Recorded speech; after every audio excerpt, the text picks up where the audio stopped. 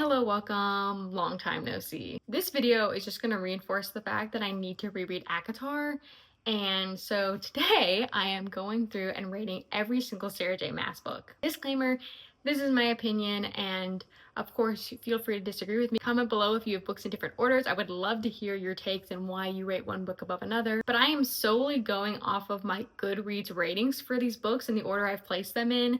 And so with that, something to note is the order and the time at which I read each series. So I read ACOTAR first in 2020. It was my introduction to Sarah J Maas. I really enjoyed it, and it probably got rated higher than it should after reading all these other books, so keep that in mind as I go through this. And then I read Throne of Glass in 2024, and I just finished the Crescent City series this year. So looking at all the books together, I can already see books that I feel like should have been rated above other ones, but like I said, I am solely going off my Goodreads rating. It is very obvious that I would need to reread ACOTAR and reassess where they fall in the order. So without further ado, let's get into it. So I'm going to be going in reverse order. I have most of the books, and by most of the books I mean all of Throne of Glass, 2 of the Crescent City books, and only ACOTAR. So kicking off at the lowest rating is A Court of Frost and Starlight, which I actually do not own. I need to purchase that. This novella was interesting, and it was a cool take to look back at our main characters, but there were some choices that I felt the main characters made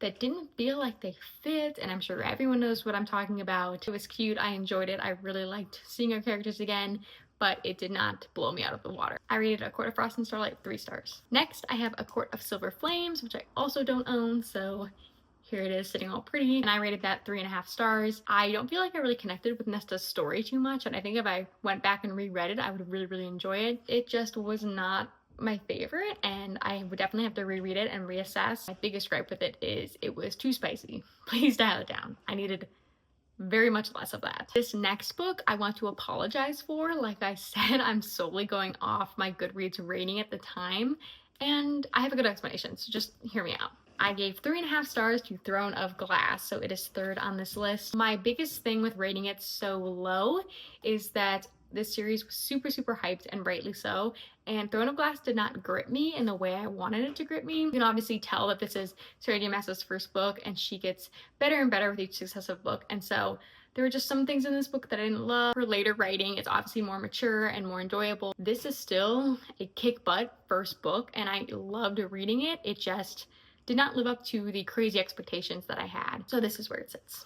Next up is House of Flame and Shadow. It is not out on paperback yet, so I do not have it yet because paperback all the way. This book, I felt like the Crescent City series was amazing. It was probably higher than ACOTAR for me. Again, I don't know, I'd have to reread it. But I think that each book progressively got a little bit worse. Sneak peek for the rest of the video. And so House of Flame and Shadow was not my favorite, and I just think that the direction the story went wasn't as interesting as I hoped it would be, but it's obviously setting up for some interconnectedness in later books. So I'm excited for the groundwork that it laid, but it just wasn't one of my favorites. I gave House of Flame and Shadow 4 stars. And now Assassin's Blade is the next book. I gave this book 4 stars as well.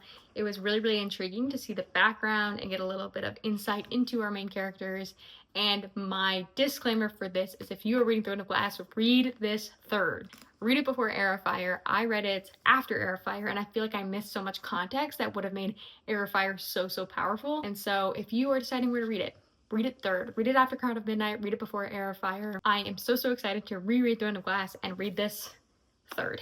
Read it 3rd. Next, I have Crown of Midnight, which I also gave 4 stars. This was a banger of a second book. It was fantastic, but it still didn't suck me in like I wanted it to. I feel like my whole experience reading Throne of Glass is I really didn't feel like, wow, this is good until Heir of Fire. Throne of Glass, Assassin's Blade, and Crown of Midnight, I feel just kind of paled a little bit in comparison. They didn't suck me in the way I wanted them to. Obviously, the ending of this book is insane. It really started to pull me in, but I felt like everything leading up to that, I just still wasn't as bought in as I wanted to be. And this kind of hurts me that Throne of Glass, the Assassin's Blade, and Crown of Midnight sit so low on this list, but I mean, they're all 3.5 and up, so that just speaks to the caliber of the work.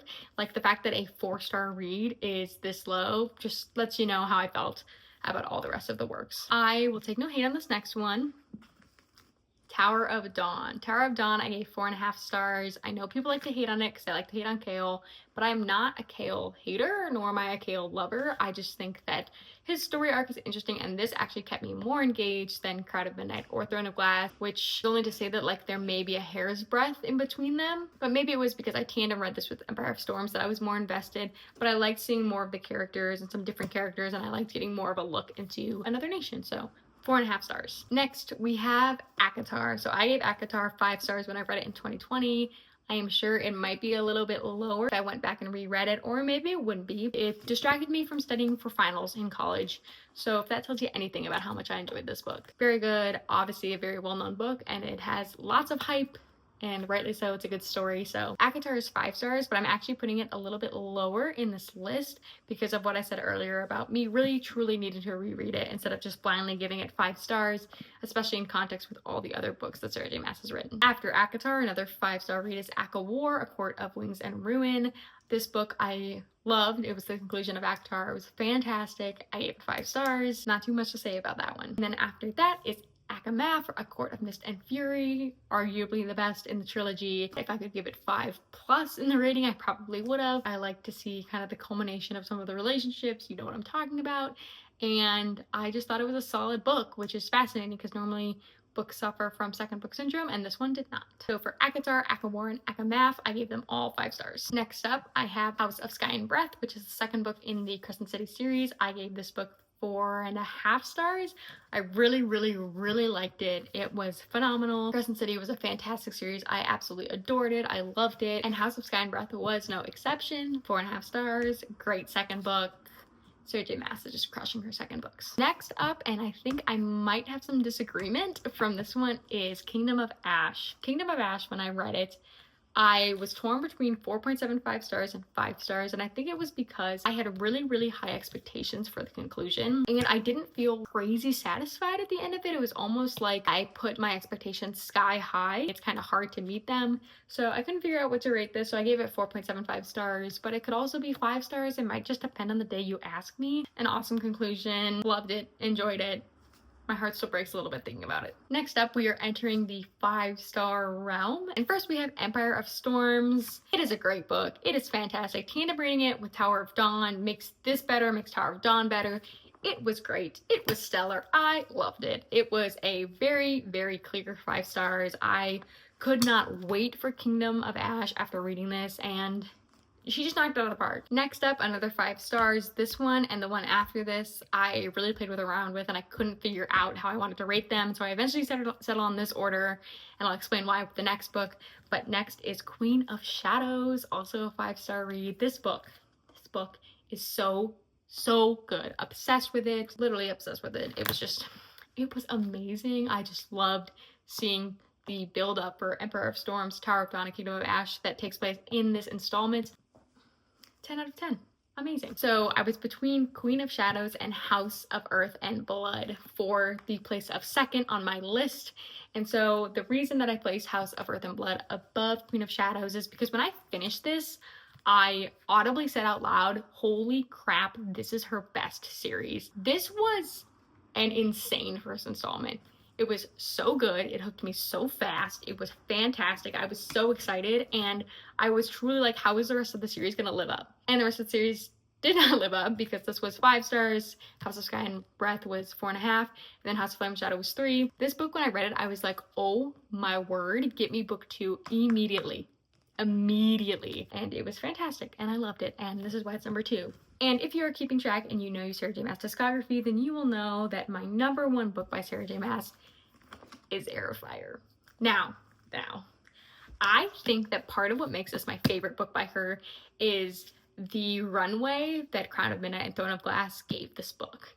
I think Throne of Glass and Crown of Midnight laid the groundwork for me to absolutely love this installment. I think we see so much growth from Aelin, and we get introduced to Rowan, of course, and we also meet Manon. Some kick-butt characters get introduced here, and then we get to see the start of Aelin's character arc as it gets deeper and she really goes through some of the stuff from her past. I would put this book on a pedestal and just frame it and have lights on it constantly because that is how much I adore this book. I adore it, and it is rightly so my favorite book by Sarah J Maas. I'm sure that plenty of you disagree with that list and what I've rated them, and please, please, please let me know in the comments, because I love discussing it. I love talking to people about these books, and I would love to hear where all these books fall for you. Where is Heir of Fire for you, and where is Throne of Glass for you? Because those were my top and my bottom. And I know Throne of Glass being in the bottom is very controversial. This order will of course change and get updated as Sarah J Maas releases more books. I know we have ACOTAR 6 on the horizon. I'm sure some other books, maybe a Crescent City 4, maybe a new series altogether, maybe a tie into Throne of Glass coming. I have no idea, but I'm sure whatever it is, it's going to be exciting, and I am pumped to read it. Also, making this list and going through it has made it very obvious to me that I need to reread ACOTAR if I haven't said it enough times already. So stay tuned. I am sure that that video will be coming sooner rather than later, wink wink. And then after that, this video will be outdated because I'll have to reorder everything. So stay tuned. That's it.